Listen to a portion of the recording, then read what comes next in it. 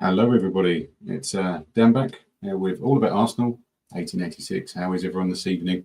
Now we're running a little kind of live stream this evening, so hopefully we'll see a few people hop on and have a chat and ask some questions. But for me tonight, it's really just a little bit of a recap and of what's coming up this weekend as well.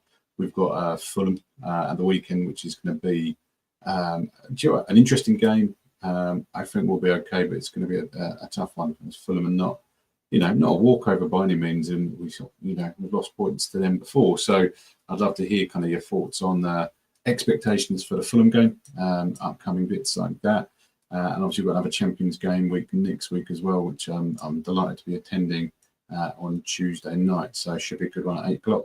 Atletico Madrid. So should be a good game. Tough team. Obviously, they're very defensive. They're away from home. They're going to bit of a low block for us, I'm sure, but I'm sure we can kind of work on them and get them down.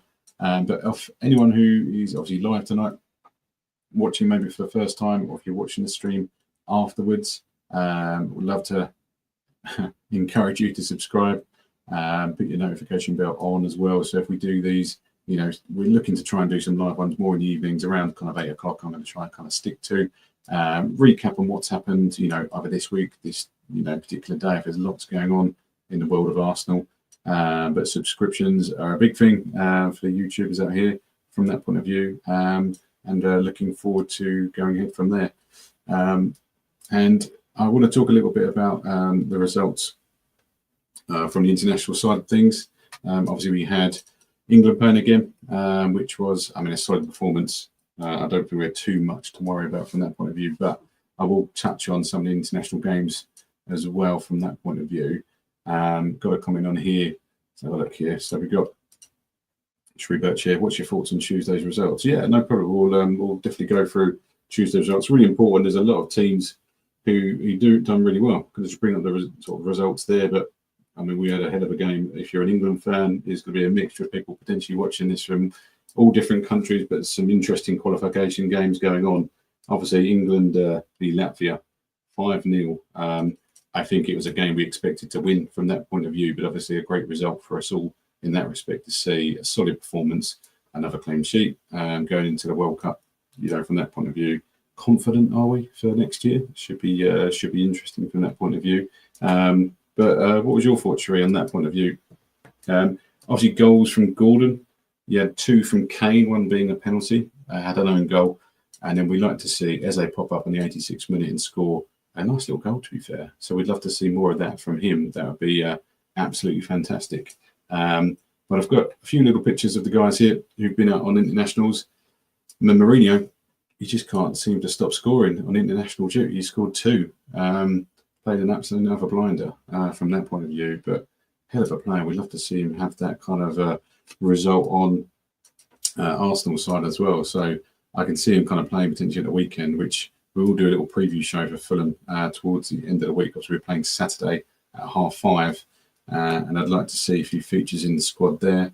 You feature in my squad? I think I've got to do some pondering between in and out. So we've got a few options, with Rice, with Mendy, Eze in the middle, Yeri. So we've got options of what we'll play from that point of view. But obviously, he's having a hell of a campaign internationally as well.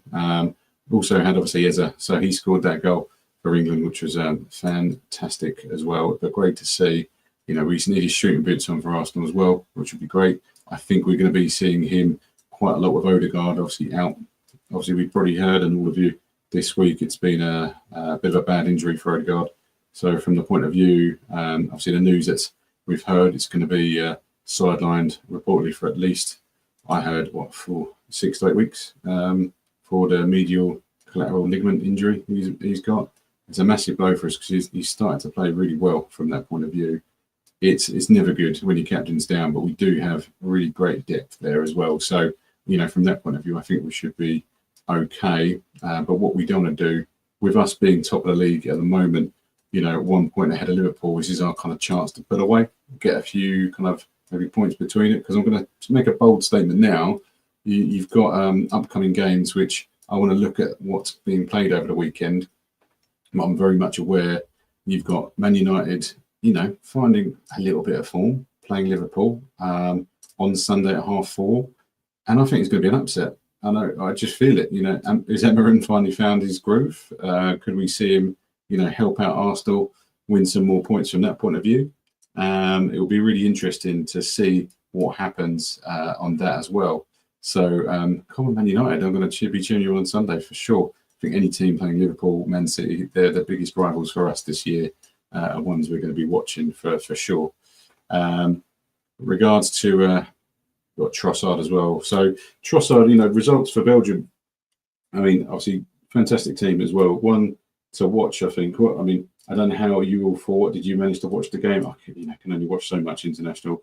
I didn't get to see as much of his performance, but understand, obviously, he's one of our great squad players from that point of view, playing really well. You can see the determination on his face. It'll be interesting if he starts out on the left again, because Arteta has been starting him, I think, over Martinelli, which has been more of an impact player.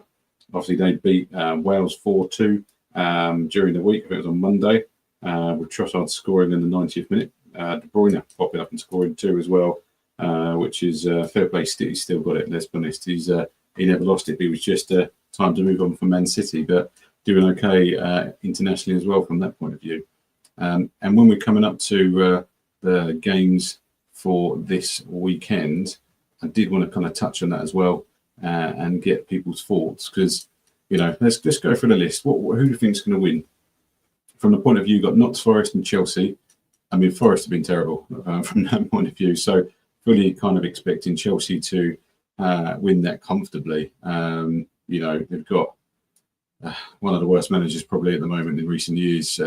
It's been a massive downfall for them since change of management, which I don't think anyone agrees with. I don't think he's going to be in the job long from that point of view.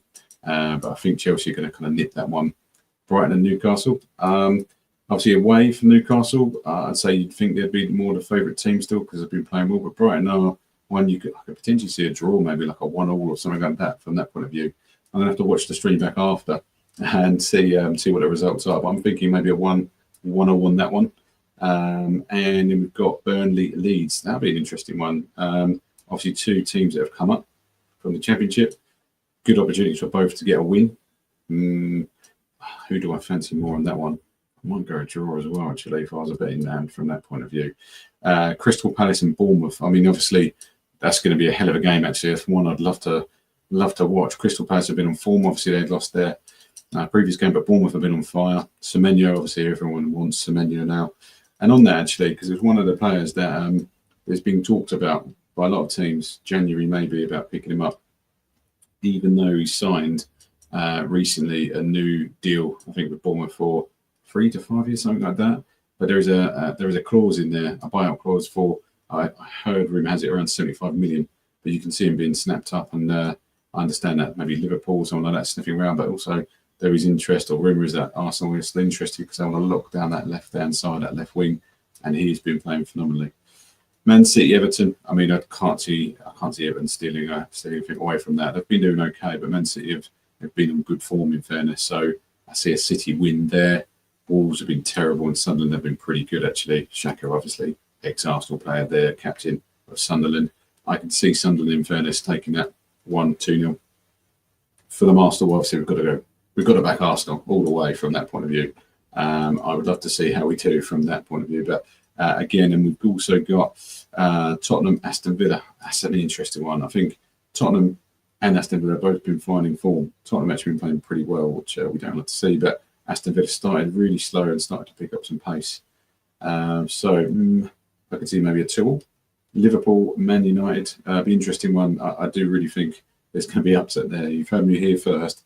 Bold prediction: Man United is going to beat Liverpool on Sunday, and then West Ham and Brentford. I can't see anything happening there either. I think Brentford pretty nick a 1-0, so can't get too excited about that one either from that point of view. So we shall see how that goes from that point of view.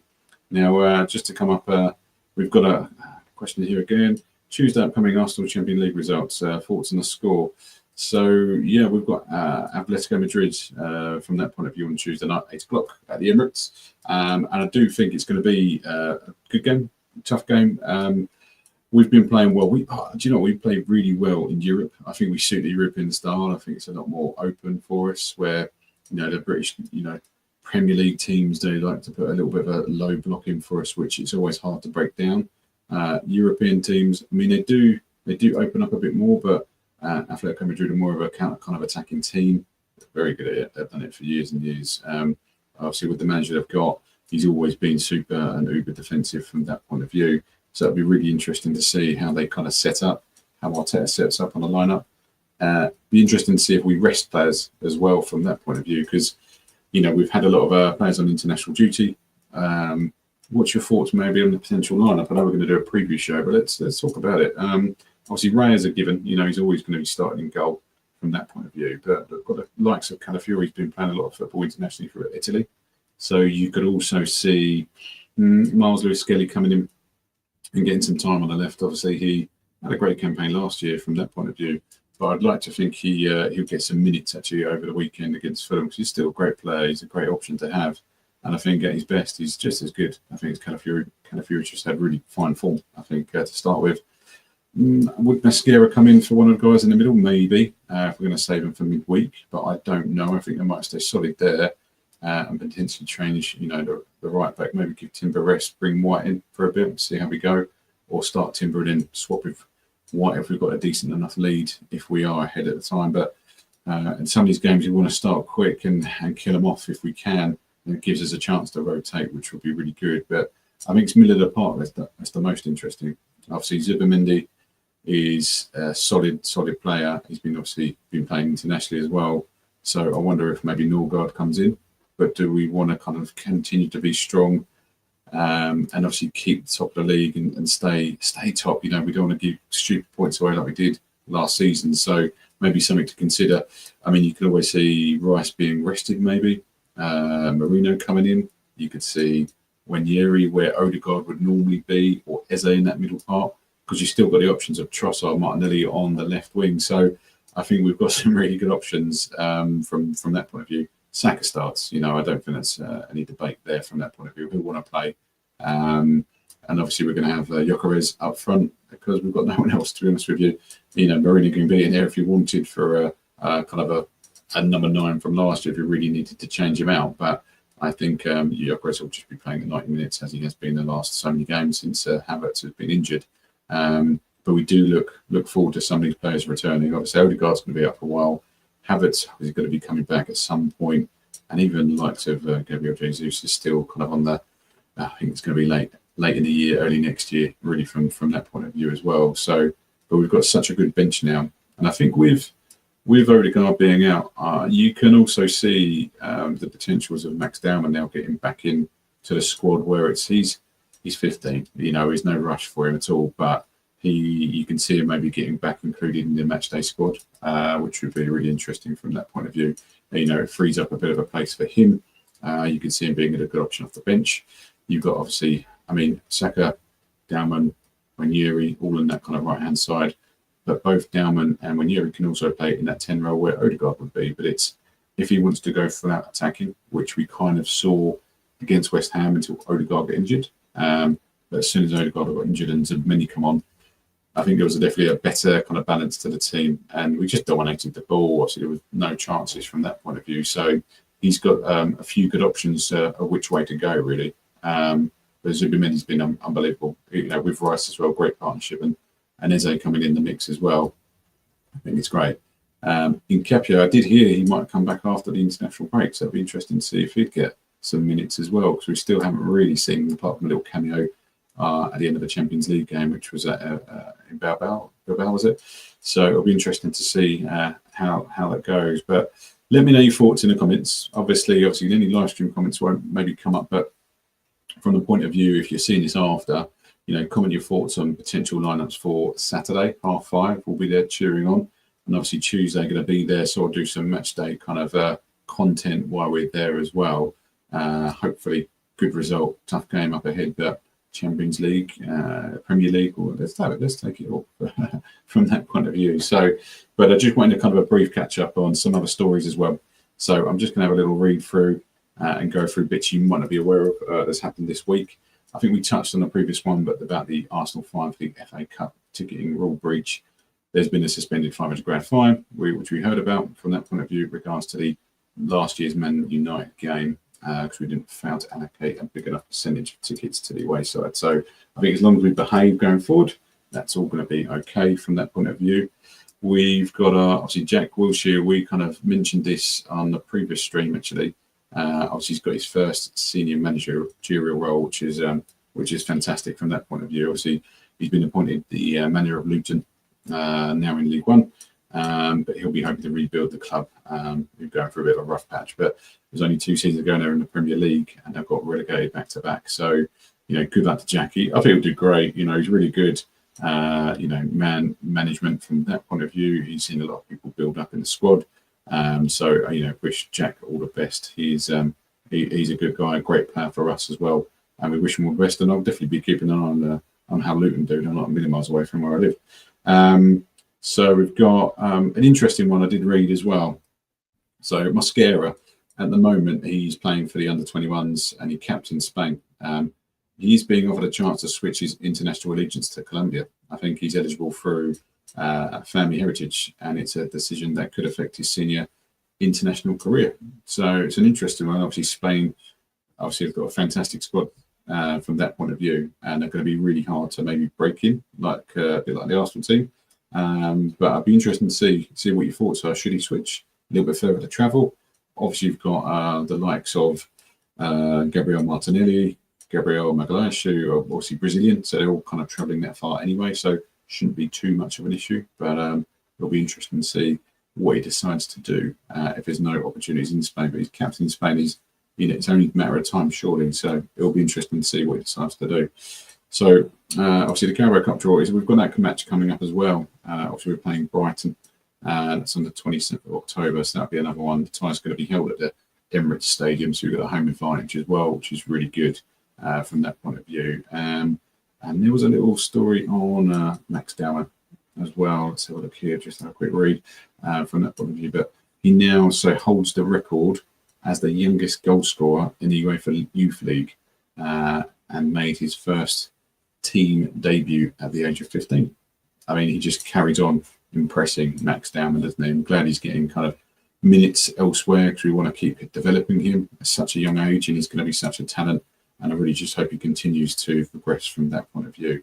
Let's have a look here. So one final thing. So the season overview and the club milestone. So the 25-26 season marks Arsenal's 100th consecutive season in the English top flight. They'll be competing across the Premier League, FA Cup, EFL Cup, and the Champions League. So what a hell of a consecutive season to have, to be fair. Is the 100th season going to be the one that we win it all? We win the Premier League, I hope. But I think this is a really good opportunity this weekend because Man United are beating Liverpool to sort of go, 4 points clear. Can you imagine? That'll be unbelievable.